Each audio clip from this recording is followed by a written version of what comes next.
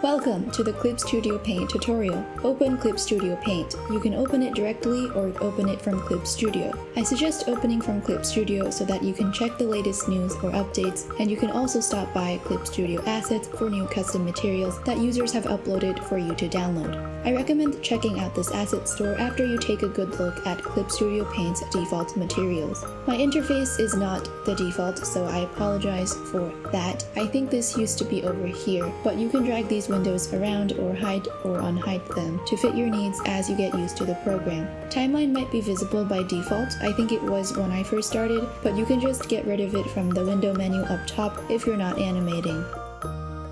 Create a new canvas. There are 4 main options: illustration, webtoon, traditional comic, and animation. You can choose a default preset or not. This is the Save Preset button if you want to save your own preset, which I recommend you do because the default ones have a resolution of only 72 dpi, and 300 is the standard to my understanding, which is the minimum dpi that the average printer produces. You can change the color of the canvas, which is your paper color, but white is the default. Don't worry about it though, because you can change it after you create the canvas. If you check the bottom, it will automatically record a time-lapse of your canvas, but that's also something you can turn on later. We start with a raster layer on top of the paper layer. That doesn't really mean anything, just that it's a regular layer and not a vector layer. The brush shortcut is B. I consolidated all my pencils, pens, and brushes in one category because I wanted to use my pen button for all of them. You can just drag the toolboxes around.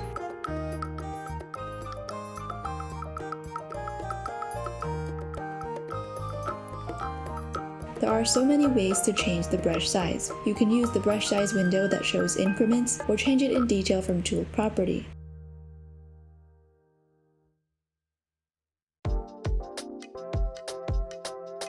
The keyboard shortcuts to decrease and increase size are left and right brackets, and they're also my tablet shortcuts. You can choose your color on the color wheel,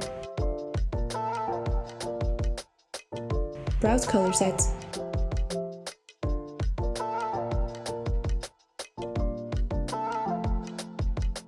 or mix colors. If you hide the paper, there's nothing there anymore, it's just transparency, which can be good if you want to export your creation without the background. Double-clicking on the paper layer image allows you to change the color. This is the button to create a new raster layer. E is of course to erase, but those of you with a pen button will probably use that shortcut for both brush and eraser. Layers are like invisible paper that stack on top of each other and only the drawing is shown. The physical position of the layer above or below another in the layer palette determines the visibility of that layer. You can just drag the layers wherever you want them, and the same will reflect on the canvas. If you simply want to move your drawing, hold Ctrl to move the layer temporarily, or press O for operation. Ctrl is a modifier key. It's like a temporary, simpler operation tool. The other layer type is the vector layer beside the raster layer, and you know it's a vector layer because there's a cube on it.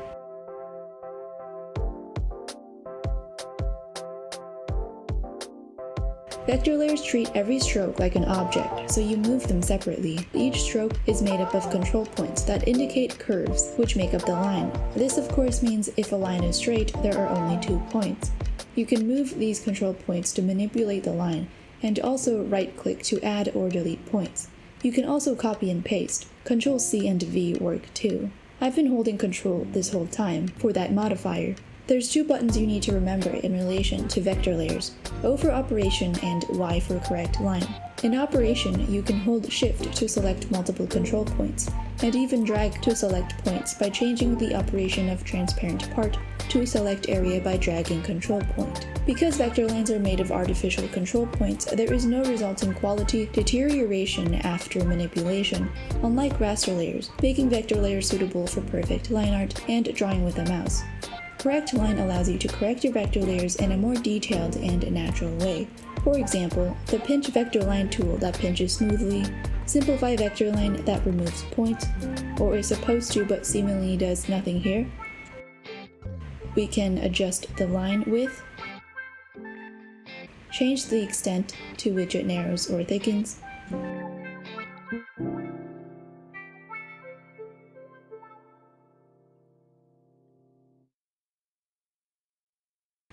And if you don't want the whole line to change, you can turn Process Whole Line off to fix certain parts, like if you want your line art to have consistent width throughout, but one part is thicker, you can thin it out. You can even redraw the line. It doesn't work as well as I want it to, it's very jaggy, and at that point you should probably redraw it with a pen instead, but it's there if you want it.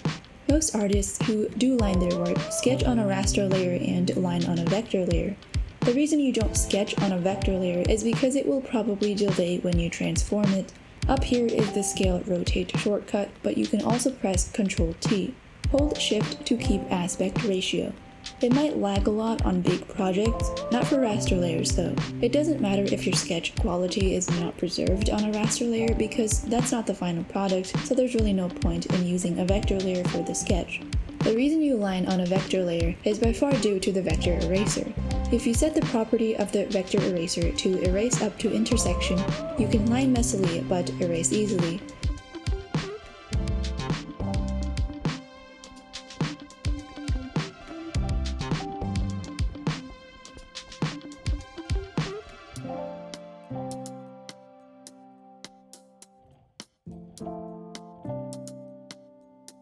Here I connected the lines because they were separate strokes, so now they're treated as one object.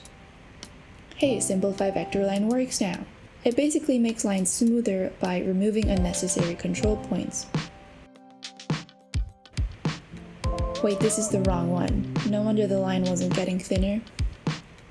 In a case like this, where I couldn't make the line consistent, I can just use Redraw Vector Line Width to fix it. See how I can't fix the rest of this line because it's made of separate strokes? This is when I should connect the lines together so that I can continue.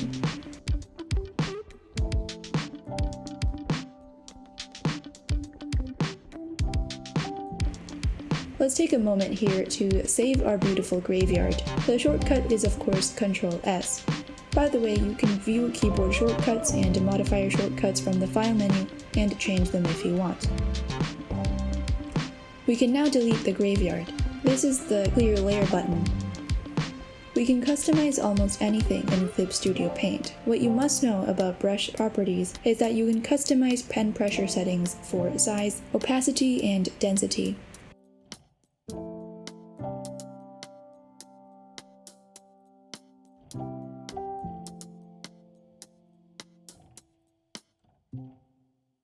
Anytime you don't see any of these properties or want to see more properties, you can click on the tool icon to open up the Subtool Detail palette and adjust a setting from here, or unhide it if you think you'll use it regularly.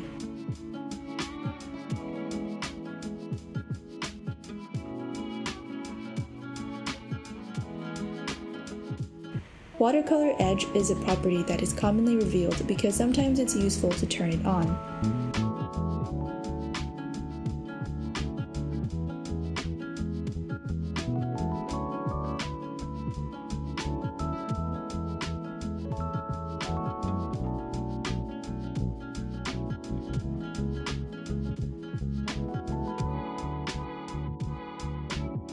If you want two separate brushes, the default and the customized, you can duplicate your tool, right-click on one, and reset to default. If you accidentally or purposely deleted the only default brush you have and want it back, you can right-click, add from default, and add it from the pen category,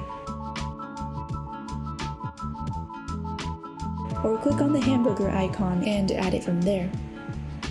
To combine layers into one, because sometimes it's tedious to work with multiple layers, go to the layer above and click Merge with Layer below. There are three general types of brushes for this program. The kind of brush that layers strokes and doesn't blend at all, so you have to color pick your life away, and the kind of brush that shoves your colors away while they blend together. It's harder to apply new colors on the same layer with this kind of brush because you need to apply more pen pressure. I prefer the brush in between these two because I find them easier to use. The colors stay where you put them, but you can also blend if you want to. How your brush applies depends on what your tool property is, especially color mixing, all of which you can customize or just download from assets if you can't be bothered. By the way, you can press X to switch between your primary and secondary color if you want to work with two different colors at the same time.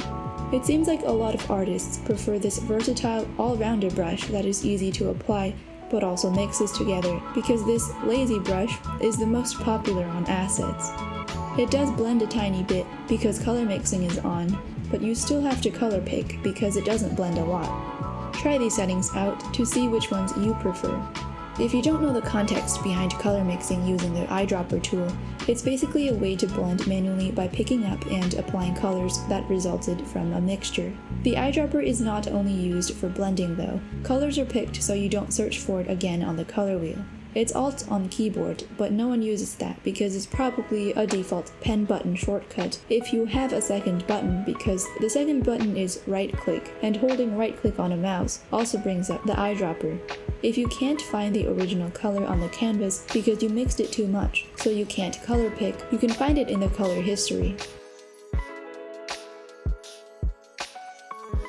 The automatic way to blend is to use the blender tool, shortcut J, but a lot of us just use a brush that can blend so we don't have to switch tools, which is where color picking comes in.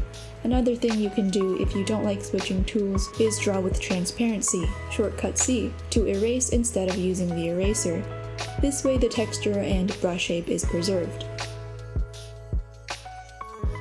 There are two overall color mixing modes over at the Ink tab of Subtool Detail in addition to the three modes above. Standard is the default, and Perceptual is the one they released several months ago, which is intended to replicate color mixing in real life. So with Standard, when you mix colors, it almost looks like you mixed it with gray, but now with Perceptual, yellow and blue produces a vivid green. This does not work for other colors though, like pink and blue. You can't tell on here, maybe they fixed it, but every time I've tried pink and blue in the past, Perceptual actually looked like it was standard, and vice versa. I don't know what's up with that, but you can experiment with it yourself and decide which mode you like more, or possibly which colors you want to sacrifice. Before you start drawing, you can import reference images from the sub view. I think this window used to be somewhere over here. When you unhide it, it might be hidden by default. Scroll your mouse to zoom in and out, or adjust the slider, and hold space to pan. The same goes for the canvas, by the way. Except you can also drag the navigator around to pan. This is the Fit to Screen button that I use a lot after zooming. Before we start, there's a feature that is useful for the front view of a symmetrical subject, and that's the symmetrical ruler. Press U 3 times for ruler. Hold Shift to snap straight to certain angles.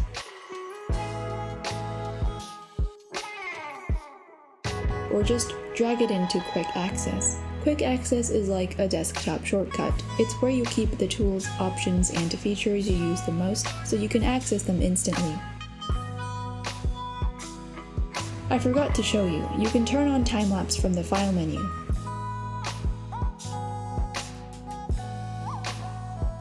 If you only want to paint inside of your drawing, you can lock transparent pixels, which enables you to paint on areas that are not already painted.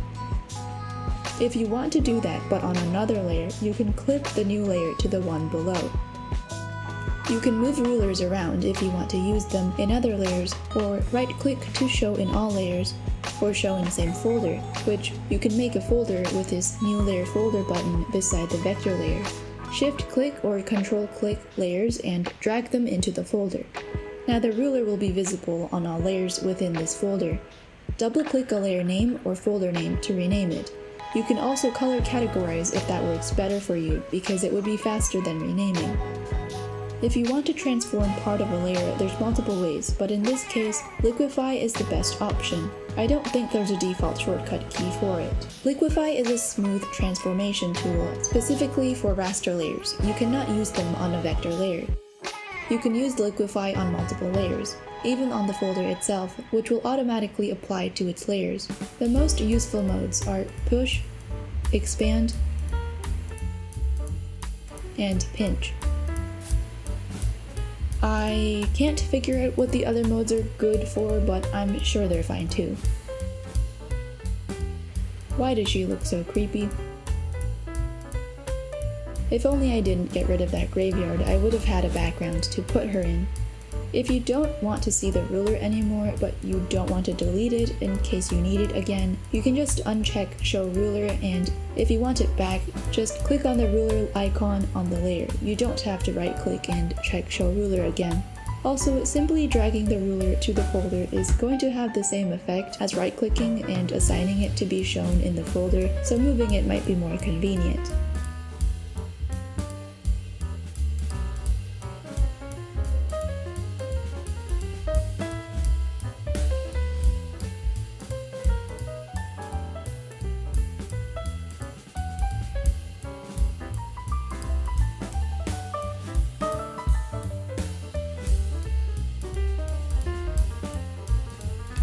You can select an area to transform with selection tools, shortcut M. The most useful are rectangle, lasso, and selection pen. The scale rotate button will appear here after selection. You can move the center of rotation. It's this tiny crosshair.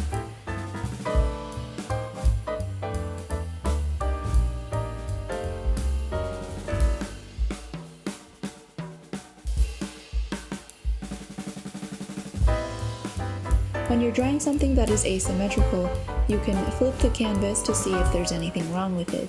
I flip my canvas every 5 seconds because I'm paranoid, so I set flip horizontally as a tablet and keyboard shortcut. F for flip. You'll notice in Tool Property that there are multiple transformation modes. Hold Ctrl to temporarily free transform these points, but you can also change the mode to free transform. Perspective mode is useful for linear objects. There is one transformation mode that is not on this list, and that's mesh transformation. It can be used to put non-linear selections in perspective more naturally than the perspective mode. You can change the number of horizontal and vertical lines and adjust the points to transform. It might seem complicated and tedious, but it does a better job than liquify and perspective mode because liquify deteriorates the quality and perspective mode lacks volume. To add it to quick access, right-click, drop down to quick access settings, and follow the same steps as earlier. Edit, transform, mesh transformation. Another useful feature to put in quick access, especially if you're going to use this program to create webtoons, is change canvas size, which is also in the edit menu. You can change the sketch layer color to a brighter color before you line. Sky blue is the default, but you can change it up here in layer property. Correct line is not very practical to use for detailed line art, which is why the vector eraser perk is the most useful part of vector layers. Remember how we can't use liquify on vector layers? However, if you do still want to liquify a vector layer, you can rasterize it, which makes it into a raster layer. Remember though that if you do so, there's no going back. You're going to lose the perks of vector layers because the quality is not preserved when you convert it back to a vector layer. So if you're going to do this, it might be worth it to Alt duplicate or right-click and duplicate the layer as backup. It's finally time to introduce the fill tools. I changed my fill shortcut to L because fill. I think the default is B twice for bucket, but I could be remembering it wrong. We have our bucket, the most used being refer other layers, which fills in reference to the line art layer in my case, and you can drag this bucket along. Enclose and fill is a lasso tool that fills inside a closed shape. It's not perfect though, the edges are never filled in, so we can use the Paint Unfilled Area pen to cover the gap. And then we can unfill gaps that we don't want filled in with transparency. The rest we're just going to have to unfill with a pen.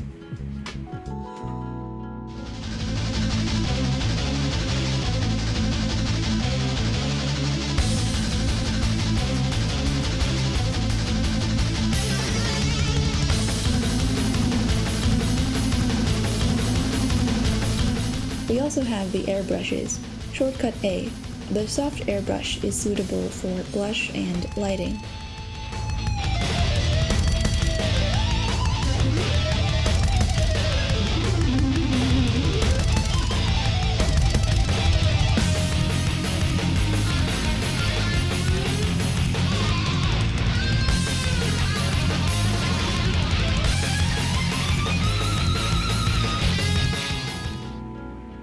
way to put layers into a folder is to select them, right-click, and select Create Folder and Insert Layer.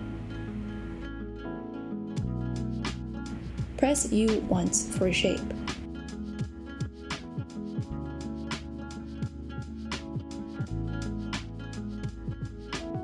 You can change the property of shape tools the same as you would a brush. The brush shape property is visible by default, and from here you can change the texture or pattern of your shape.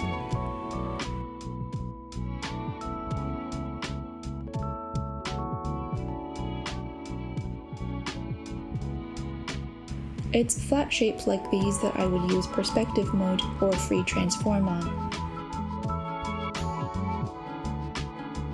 Alternately, you can use your brush to draw linear shapes by holding Shift and clicking where you want the next point to be. The line will always start back where you left off, as long as you're holding Shift. If you're on a vector layer, you can change the brush shape and brush size in operation even after you draw it, which is another vector layer perk.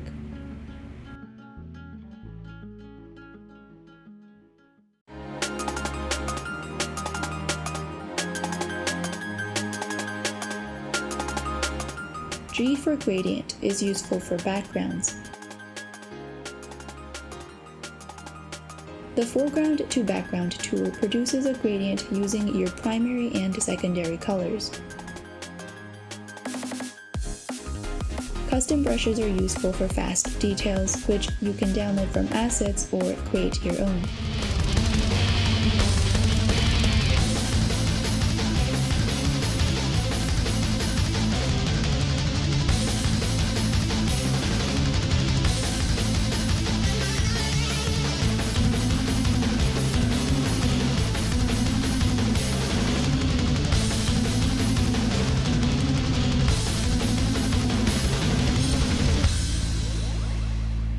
So we have tools to the left and materials to the right.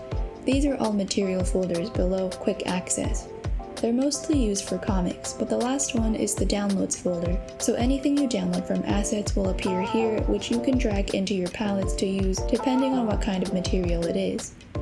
You can rename tools by right-clicking and going into subtool settings. In assets, there is no category for top, free, or paid of all time. It only goes up to monthly. So if you want to look at the actual rankings, you have to delete whatever you searched and select popular to load the overall rankings.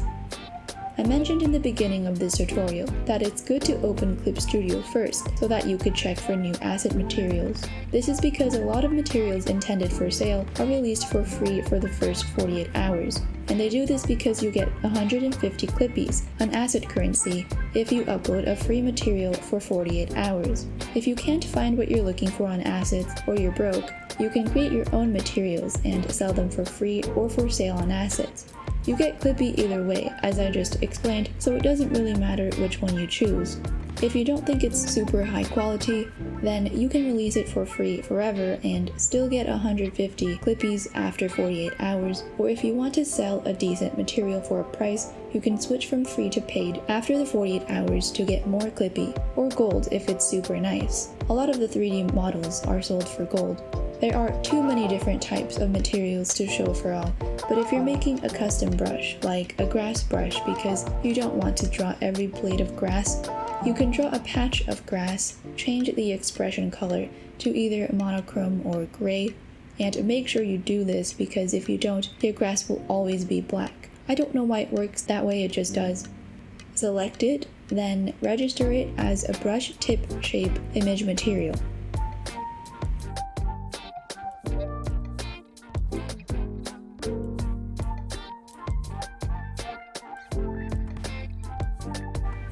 Now, duplicate a random brush, probably this one. It's a default grass brush. Then go into Subtool Detail and replace the brush tip shape with the one you just made.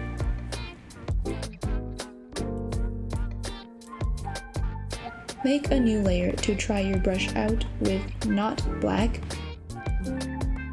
And you can change other properties like spraying effect if you prefer.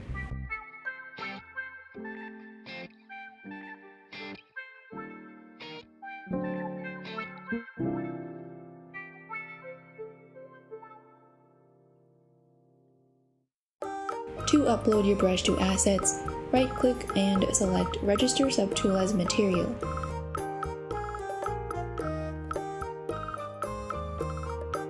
Now open Clip Studio and go to Manage Materials. Select your material and Manage Materials again, then choose Publish to Assets. Fill this out, create some tags, and proceed. I don't have any characters. And proceed. I think it's because I copy and pasted this image, and I guess we can't do that. We need to insert it properly.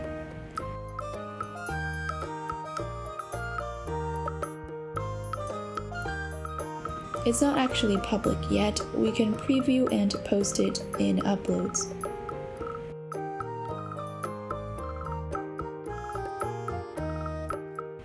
Tonal corrections are really helpful at the end. You can apply them onto the layer itself from the Edit menu, or you can create tonal correction layers by right-clicking a layer and hovering over it to New Correction Layer. I used a tone curve, which is useful when you want to change the colors of certain values.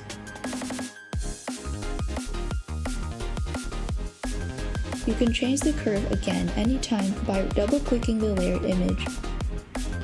And you can lower the opacity of the layer at the top of the layer palette. The blur tool is with the blend tools, again shortcut J. Don't mind my blur being called Blur 2. Clip Studio Paint duplicates their default tools every time they update them. It's the same one that you have. Is this the default?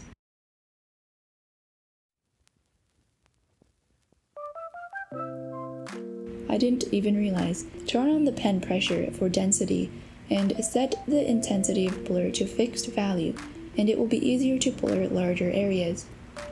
You can also blur an entire layer by going to Filter, Blur, Gaussian Blur. There are layer modes that are mostly used to overlay, color correct, or apply lighting. The modes you use depend on your project, but typically Multiply is used for shading, Add is used for lighting, and Overlay is used to add some saturation.